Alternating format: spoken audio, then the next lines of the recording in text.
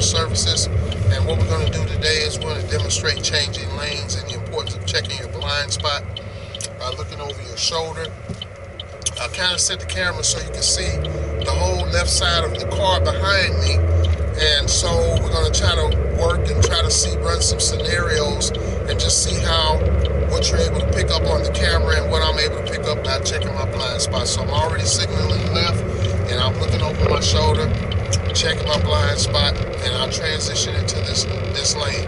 Now, merging onto the highway, this is a very important skill because you're going to always have to transition into the lanes, and you need to be able to flow into traffic at the same time when you do it. So as you noticed, I signaled and I checked a couple of times so I can feel comfortable.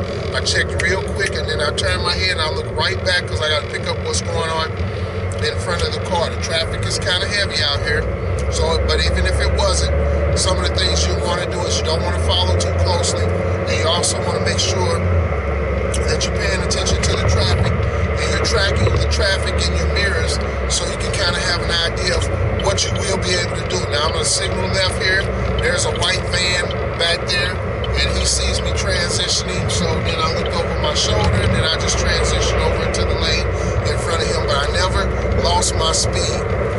And that's what's important for you to understand when you're changing lanes. You cannot decrease your speed unless somebody's right on the side of you. Then you want to let them pass you, come on past, and then you fall in behind them. And I'll see if I can demonstrate that. So here's a car coming up. He's in my blind spot. He disappeared now, and now I'm going to transition over behind him. And you notice I look 2 or 3 times to double check so I can feel comfortable about changing lanes when I get ready to change lanes. Okay, so now I've worked my way all the way to the left. Now I'm going to turn the camera to the right, and I'm going to work my way back over to the right, changing the lanes.